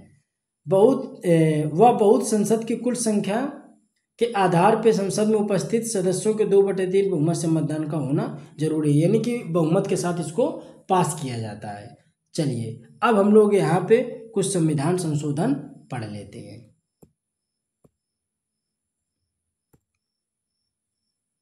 तो चलिए देख लेते हैं हम लोग अपना अगला संविधान संशोधन, 31वां संविधान संशोधन। लोकसभा में इसमें सीटें 525 से बढ़ा करके कितनी कर दी गई, 545। तो ये याद रखना है आपको कि 31वें संविधान संशोधन द्वारा लोकसभा की सीटें 525 से बढ़ा करके 545 कर दी गई थी। 36वां संविधान संशोधन, इसमें सिक्किम को 22वें राज्य का दर्जा मिला था। सबसे ज़्यादा इम्पोर्टेंट है 42वां संविधान संशोधन अधिनियम 1976, यानी 1976 में यह संशोधन किया गया। इसकी क्या मुख्य बातें थी वो आपको समझनी है। यह आपातकाल के समय, यानी इंदिरा गांधी सरकार उस समय थी तब यह लगाया गया था। इसे लघु संविधान, मिनी कॉन्स्टिट्यूशन इसको कहा जाता है। चलिए इसी की और मुख्य बातें हम लोग यहाँ पे देख लेते हैं कि यह मूल कर्तव्य, देखते हैं कि मूल कर्तव्य भाग 4 का अनुच्छेद 51 के का द्वारा शामिल किए गए, इससे पहले यह नहीं थे। यानी मूल कर्तव्यों को भी 42वें संविधान संशोधन द्वारा संविधान में एंट्री मिली थी। तो 42वें संविधान संशोधन द्वारा इनको भी शामिल किया गया था। अब आगे हम लोग देख लेते हैं, प्रस्तावना में समाजवादी, पंथ निरपेक्ष और अखंडता, ये 3 शब्द जोड़े गए थे। ये 3 शब्द जोड़े गए थे, ठीक है। कौन से? प्रस्तावना में समाजवादी, पंथ निरपेक्ष और अखंडता। हमने आपको ऊपर बताया था समाजवादी पार्टी आई, समाजवादी पार्टी आई, ये 3 शब्द जोड़े गए किसमें? प्रस्तावना में। किसके द्वारा? 42वें संविधान संशोधन द्वारा। राष्ट्रपति मंत्रिमंडल की सलाह मानने के लिए बाध्य है, इससे पहला ऐसा नहीं था। तो यह भी किसमें कहा गया? 42वें संविधान संशोधन द्वारा ऐड करा गया। लोकसभा तथा विधानसभा के कार्यकाल को 5 वर्ष से बढ़ा करके 6 वर्ष किया गया। कब? 5 वर्ष से बढ़ा करके 6 वर्ष किया गया। अभी वर्तमान में लोकसभा का कार्यकाल कितना है? तो आप बताओगे सर जी अभी तो 5 साल है, लेकिन 42वें संविधान संशोधन यानी 1976 की बात है, तब 5 वर्ष के कार्यकाल को बढ़ा करके कितना कर दिया गया था? 6 वर्ष का कार्यकाल कर दिया गया था, ठीक है। अब देखते हैं फिर आगे आप जब देखेंगे कि जब 44वां संविधान संशोधन है तो उसमें इस कार्यकाल को फिर वापस से 5 वर्ष किया जाएगा। शिक्षा, वन्यजीव, नापतोल आदि को समवर्ती सूची में शामिल किया गया था। इससे पहले यह राज्य सूची के विषय हुआ करते थे। संसद और विधानमंडल में कोरम समाप्त कर दिया गया, यानी बैठक में 1/10 सदस्यता की जो मंजूरी हुआ करती थी उसको समाप्त कर दिया गया था। चलिए आगे हम लोग 44वां संविधान संशोधन देखते हैं। बहुत 42वां और 44वां आपको बिल्कुल दिमाग में रखना है, इससे क्वेश्चन पूछता है। अब 44वां संविधान संशोधन देखते हैं हम लोग। 44वें संविधान संशोधन द्वारा क्या क्या बदलाव संविधान में किए गए? लोकसभा का तथा विधानसभा का कार्यकाल पुनः 5 वर्ष किया गया। कितना किया गया था? तो 6 वर्ष किया गया था। अब 6 वर्ष से घटा करके फिर पुनः 5 वर्ष कर दिया गया। 5 वर्ष। राष्ट्रपति कैबिनेट के प्रस्ताव को एक बार वापस कर सकता है, लेकिन पुनः वापस आने पर हस्ताक्षर ही करना होगा। यानी कि राष्ट्रपति के भी ऊपर बाउंडेशन बना दिया गया कि आप एक बार तो कैबिनेट के फैसले के खिलाफ जा सकते हो, लेकिन अगर इस लेटर को दोबारा आपके पास भेजा गया तो आपको चुपचाप साइन करना ही करना है। कोरम व्यवस्था को पूर्णतः लागू कर दिया गया। कोरम का क्या मतलब था कि अगर लोकसभा की बैठक हो चाहे राज्यसभा की बैठक हो, उसमें 1/10 सदस्यों का होना अनिवार्य है, उसी को कोरम कहा गया था। तो इसको पूर्णतः लागू कर दिया गया। 42वें संविधान संशोधन द्वारा इसको समाप्त किया गया था। राष्ट्रपति आपात में आंतरिक अशांति की जगह सशस्त्र विद्रोह जोड़ा गया। अनुच्छेद 20-21 को राष्ट्रीय आपात में भी निलंबित नहीं किया जा सकता। ये अनुच्छेद 44वां संविधान द्वारा इसको ऐड करा गया था। संपत्ति के अधिकार को हटा दिया गया, अब यह कानूनी अधिकार बना दिया गया। तो किस आर्टिकल के द्वारा किया गया? 44। तो ये जो 44 और 42 आर्टिकल है, बिल्कुल आपको ये दिमाग में बिल्कुल सेट कर लेने हैं। 61वां संविधान संशोधन देख लेते हैं। ये 1989 में किया गया। 61वां संविधान संशोधन 1989 में किया गया। तो लोकसभा और विधानसभा में मतदान की आयु 21 वर्ष से घटा करके कितनी कर दी गई? 18 वर्ष कर दी गई थी। 69वां संविधान संशोधन 1991 में हुआ। इसमें दिल्ली को राष्ट्रीय राजधानी का क्षेत्र दर्जा दिया गया था। तो 61वां और 69वां ये आपने याद कर लिया। 73वां संविधान संशोधन, इसमें पंचायती राज व्यवस्था को लागू करा गया था। उल्लेख कहाँ मिलता है? तो अनुच्छेद 40 में उल्लेख मिलता है। 11वीं अनुसूची भाग 9 में इसको जोड़ा गया था। टोटल विषय कितने हैं? तो 29 विषय हैं। किसमें? पंचायती राज व्यवस्था में। और 74वां संविधान संशोधन क्या था? तो इसमें 1992 द्वारा जोड़ा गया। इसमें शहरी निकाय यानी नगर पालिका के को इसमें संवैधानिक दर्जा दिया गया था। 12वीं अनुसूची द्वारा इसको जोड़ा गया। और पंचायतों को किसमें जोड़ा गया? 11वीं अनुसूची द्वारा। उसमें 29 विषय थे, इसमें 18 विषय हैं। भाग कौन है? 9 का 1, और उसमें कौन सा था? भाग 9 था। 44वां संविधान संशोधन देखते हैं 2001 में जो हुआ। इसमें 2026 तक लोकसभा के सीटों को निर्धारित कर दिया गया, यानी 2026 तक आप सीटों को बढ़ा घटा नहीं सकते हैं। 86वां संविधान संशोधन जो 2002 में हुआ, ये क्या था? तो बहुत ज़्यादा इंपॉर्टेंट है, इससे क्वेश्चन पूछते हैं। देखो, अनुच्छेद 21 का अनुच्छेद 45, अनुच्छेद 21 के काम में 6 से 14 वर्ष के बच्चों को मुक्त शिक्षा की व्यवस्था सरकार करेगी। किसमें कहा गया है? तो अनुच्छेद 21 के काम में कहा गया है। और लेकिन ये किसमें कब जोड़ा गया? तो 86वां संविधान संशोधन जब 2002 में किया गया तब इसको ऐड करा गया।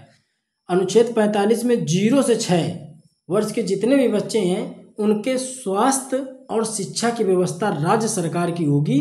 ठीक है, ये भी किसमें जोड़ा गया? अनुच्छेद 45 में जोड़ा गया। ठीक है, अनुच्छेद 51 का ए में 11वां मौलिक कर्तव्य को जोड़ा गया। इससे पहले 10 मौलिक कर्तव्य थे, ये किसके द्वारा जोड़ा गया? 86वां संविधान संशोधन द्वारा जोड़ा गया। 11वां मौलिक कर्तव्य, माता पिता का यह दायित्व होगा कि बच्चों को स्कूल भेजें। तो ये आपको तीनों 4 जो आर्टिकल हमने लिखे बहुत ज़्यादा इंपॉर्टेंट है, इनको दिमाग में रखिएगा।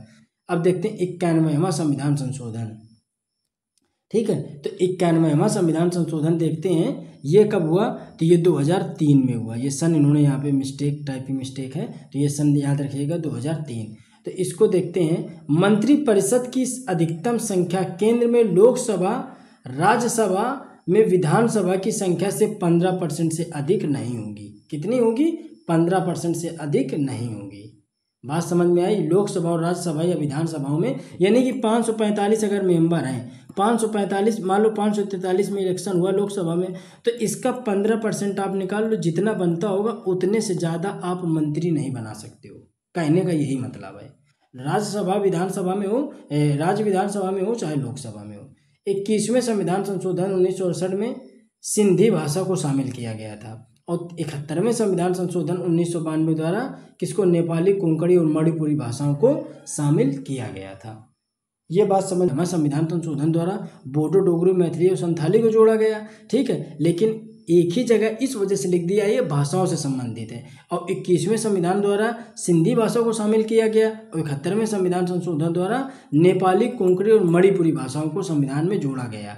तो टोटल वर्तमान में संविधान में कितनी भाषाएं हैं? तो 22 भाषाओं को स्थान मिला है। 101वां संविधान संशोधन, तो 101वां किससे संबंधित है? तो जीएसटी बिल से संबंधित है। सिफारिश केलकर समिति ने करी थी। लागू 1 जुलाई 2017 से जीएसटी को किया गया था। 102वां संविधान संशोधन, राष्ट्रीय पिछड़ा आयोग को संवैधानिक दर्जा दिया गया। इसमें अनुच्छेद 338 का बी और 342 का ए इसमें जोड़ा गया था। 103वां संविधान संशोधन 2019 में हुआ था, तो इसमें ईडब्ल्यूएस को 10% आरक्षण दिया गया था। इसमें जम्मू कश्मीर को छोड़ दिया गया था, उसको ऐड नहीं किया गया था।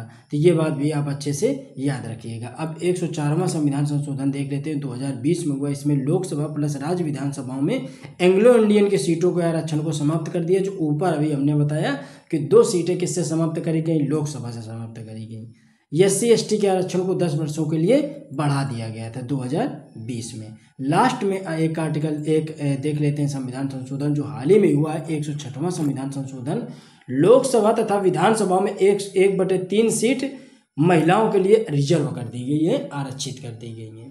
दोस्तों, तो ये कुल जितने महत्वपूर्ण संविधान संशोधन थे वो हमने करवा दिए हैं। इनको भी आप एक बार अच्छे से याद करके जाइएगा। क्वेश्चन आप परेशान ना हो, क्वेश्चन आपका यहीं से आने वाला है। क्वेश्चन ऐसे ही पूछे जाएंगे। अब देख लेते हैं कुछ हम लोग यहाँ पे आर्टिकल। दोस्तों, वीडियो अच्छा लग रहा है तो आपसे रिक्वेस्ट है कि वीडियो को शेयर जरूर करें और लाइक करें। ठीक है, वीडियो को लाइक करें और शेयर करें। जो लोग चैनल पर नए हैं तो चैनल को सब्सक्राइब जरूर करिए। चलिए देखते हैं अनुच्छेद 2। तो अनुच्छेद 2 नए राज्यों का निर्माण या स्थापना की बात कहता है। अनुच्छेद 3 किसी राज्य का नाम बदलना हो या फिर क्षेत्र का निर्माण या कि यह दूसरे देशों से अन्य अपने क्षेत्र में उसको मिलाना हो तो उसको किसके द्वारा किया जाएगा? अनुच्छेद 3। तेलंगाना का निर्माण किसके द्वारा किया गया था? अनुच्छेद 3 के द्वारा ही किया गया था।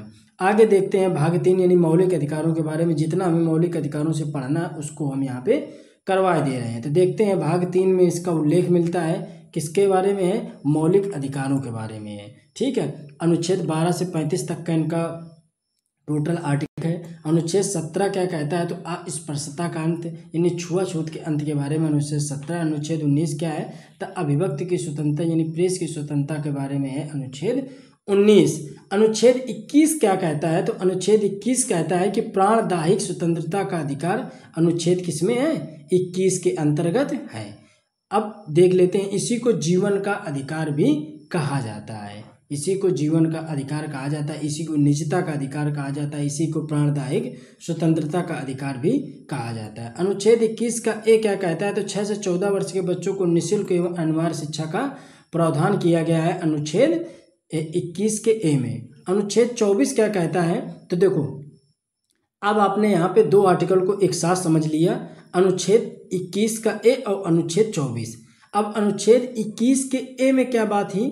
तो अनुच्छेद 21 का आ कहता है कि 6 से 14 वर्ष के जो बच्चे हैं उनको निःशुल्क एवं अनिवार्य शिक्षा का प्रावधान किया गया है। और अनुच्छेद 24 कहता है कि जो 14 वर्ष से कम आयु के बच्चे हैं उनको कारखाने में आप कार्य नहीं करवा सकते हो। ठीक है, इसी को बालकों के नियोजन का प्रतिषेध कहा जाता है। अनुच्छेद 45 के बारे में हमने आपको ऊपर बता दिया था संविधान संशोधन द्वारा कि अनुच्छेद 45 में क्या था कि 6 वर्ष से कम आयु के बच्चों को शिक्षा स्वास्थ्य की व्यवस्था राज्य सरकार करेगी। अब देखते हैं, अगर किसी भी तरीके से मौलिक अधिकारों का हमारे हनन होता है तो अनुच्छेद 32 के तहत सुप्रीम कोर्ट और अनुच्छेद 226 के तहत हाई कोर्ट में आप क्या कर सकते हैं? रिट दायर कर सकते हैं। राष्ट्रीय आपात के समय समाप्त होने पर फंडामेंटल राइट्स कौन है कि अगर राष्ट्रीय आपात का समय चल रहा है तो कौन से आर्टिकल हैं जो इनको समाप्त नहीं किया जा सकता है? तो अनुच्छेद 20 और अनुच्छेद 21। विदेशी नागरिकों को कौन से मौलिक अधिकार हैं जो प्राप्त नहीं है? तो अनुच्छेद 15, 16, 19, 29 और 30 आर्टिकल ऐसे हैं जो विदेशी नागरिकों को प्राप्त नहीं कराए गए हैं। अनुच्छेद 39 क्या कहता है? तो समान कार्य के लिए व्यक्ति को समान वेतन दिया जाएगा, अनुच्छेद 39 कहता है। अनुच्छेद 40 पंचायतों का गठन की बात करता है। अनुच्छेद 44 तो आपने पढ़ा होगा यूसीसी यानी कि समान नागरिक संहिता के बारे में बताता है। और समान नागरिक संहिता लागू करने वाला पहला राज्य उत्तराखंड था जिसको 2024 में जिसने लगाया। लेकिन अगर ब्रिटिश समय की बात करें तो गोवा में 1867 में लगाया गया था पुर्तगालियों के द्वारा। तो ये भी बात आपको एक ही जगह पे दिमाग में रखनी है। अनुच्छेद 50 क्या कहता है? तो कार्यपालिका का न्यायपालिका से पृथक्करण अनुच्छेद 50 के अंतर्गत आता है। अब देखो, हमने राष्ट्रपति से संबंधित जितने आर्टिकल थे उनको एक ही जगह पे लिख दिया है। तो अनुच्छेद 52 राष्ट्रपति का पद होगा। अनुच्छेद 53 शक्ति एवं कार्य के बारे में। अनुच्छेद 54 निर्वाचन के बारे में है। अनुच्छेद 61 महाभियोग के बारे में यानी राष्ट्रपति को पद से हटाने के बारे में। अनुच्छेद 72 क्षमादान की शक्ति यानी कि राष्ट्रपति किसी भी व्यक्ति की सजा माफ कर सकता है, कम कर सकता है, निलंबित कर सकता है। अनुच्छेद 85 लोकसभा का विघटन के बारे में। अनुच्छेद 123 राष्ट्रपति अध्यादेश जारी कर सकता है। अनुच्छेद 143 में सुप्रीम कोर्ट से राष्ट्रपति सलाह ले सकता है लेकिन ये बाध्य नहीं होगा कि नहीं आपको सलाह लेनी ही पड़ेगी, ये बाध्यता नहीं होगी। अब ट्रिक से भी राष्ट्रपति के आप आर्टिकल याद कर सकते हो। पकानी कोका द्योदशम ये ट्रिक है राष्ट्रपति के लिए। पा से हो गया एक एक अल्फाबेट का यहाँ पे मतलब यहाँ पे हमने लिखा है पकानी कोका द्योदशम। पद के बारे में अनुच्छेद 52, कार्य के बारे में 53, निर्वाचन के बारे में 54, उसकी रीति के बारे में 55, कार्यकाल के बारे में 56, द्यो का मतलब है दोबारा नियुक्ति के बारे में 57, योग्यता के बारे में 58, दशाओं का मतलब है शर्तें 59 और शपथ का मतलब है 60 और महाभियोग का मतलब है अनुच्छेद 61 के द्वारा। चलिए अब हम लोग और महत्वपूर्ण कुछ आर्टिकल को देख लेते हैं। ये आप एक बार रिवाइज करके जरूर जाइएगा, ठीक है, एक बार रिवीजन इसका जरूर करिएगा। चलिए अब देख लेते हैं अनुच्छेद 79, 80, 81। तो इसका आर्टिकल एक बताता है सरल या इसकी एक ट्रिक है। से हो गया संसद अनुच्छेद 79 के तहत, राज्यसभा का अनुच्छेद 80 के तहत, लोकसभा का अनुच्छेद 81 के तहत। तो 3 आर्टिकल आपने एक साथ याद कर लिए, अनुच्छेद 79, 80 और 81। चलिए अब आगे हम लोग देखते हैं अनुच्छेद 108। ये क्या कहता है? तो संयुक्त अधिवेशन बुलाएगा कौन? राष्ट्रपति। अध्यक्षता कौन करेगा? लोकसभा अध्यक्ष। अनुच्छेद 110 धन विधेयक के बारे में, अनुच्छेद 111 तो वित्त विधेयक के बारे में अनुच्छेद 111 है। जितने महत्वपूर्ण आर्टिकल हैं सारे आपको एक ही जगह पे हम उपलब्ध करा दे रहे हैं, ठीक है, तो आप इनको बिल्कुल रट लीजिएगा। चलिए अब देख लेते हैं सर्वोच्च न्यायालय और उच्च न्यायालय यानी हाई कोर्ट और सुप्रीम कोर्ट के बारे में हम लोग यहाँ समझते हैं। हाई कोर्ट के गठन, सुप्रीम कोर्ट के गठन होगा अनुच्छेद 124 के तहत। इसका 137 में न्यायिक पुनर्विलोकन के बारे में बताया गया है, जबकि अनुच्छेद 143 में सुप्रीम कोर्ट राष्ट्रपति को सलाह दे सकता है, लेकिन बाध्यता नहीं होगी। किसमें है? अनुच्छेद 143 में है। अब हाई कोर्ट में क्या है? अनुच्छेद 214, इसमें राज्यों के लिए एक हाई कोर्ट की, राज्य यानी एक हाई कोर्ट की व्यवस्था करेंगे, ठीक है, ये बात है अनुच्छेद 214 में। लेकिन 216 में हाई कोर्ट का गठन के बारे में। 231 में क्या है कि 2 या 2 से अधिक राज्यों के लिए एक हाई कोर्ट की स्थापना की जा सकती है, तो ये 231 के अंतर्गत है। अनुच्छेद 76 क्या कहता है? तो महान्यायवादी के पद का वर्णन है। और महान्यायवादी कौन होता है? तो यह केंद्र सरकार का विधि अधिकारी होता है। केंद्र सरकार का विधि अधिकारी कौन होता है? महान्यायवादी। अनुच्छेद 148 देखते हैं, तो यह नियंत्रक महालेखा परीक्षक होता है, इसको कैग बोला जाता है। यह सरकार की आय व्यय का लेखा जोखा रखता है, इसे राष्ट्रपति जी नियुक्त करते हैं। अनुच्छेद 161 क्या है? तो राज्यपाल कुछ मामलों में क्षमादान या दंडादेश या निलंबन कर सकता है, इसको भी पावर है, तो यह अनुच्छेद 161 के तहत है। और अब इसमें लगभग 10 आर्टिकल आपको और एक साथ देखने हैं, तो चलिए देख लेते हैं। अनुच्छेद 200 अंतर्राज्यीय परिषद के संबंध में अनुच्छेद 263 है। अनुच्छेद 266 संचित निधि के बारे में है। अनुच्छेद 267 आकस्मिक निधि के बारे में है। अनुच्छेद 280 वित्त का गठन के बारे में। बहुत इंपॉर्टेंट आर्टिकल है। आप ये मानो कि जितने आर्टिकल हमने यहाँ पे मेंशन करें सारे इंपॉर्टेंट हैं। सभी आर्टिकल किसी न किसी एग्जाम से इस एग्जाम में पूछे गए हैं, तो भरोसा रख के आप इनको एक बार रिवीजन करके जरूर जाएगा। अगर आर्टिकल से क्वेश्चन आता है तो यहीं से क्वेश्चन बनेगा, ये बात आप मान के चलिए। अनुच्छेद 312 अखिल भारतीय सेवाओं के बारे में। अनुच्छेद 324 निर्वाचन आयोग के बारे में। अनुच्छेद 343 संघ की राजभाषा यानी हिंदी के बारे में उल्लेखित है। अब देख लेते हैं आपात उपबंध। तो इसमें अनुच्छेद 352 राष्ट्रीय आपात यानी इसी को युद्ध एवं बाह्य आक्रमण कहा जाता है, 352 के तहत लगेगा।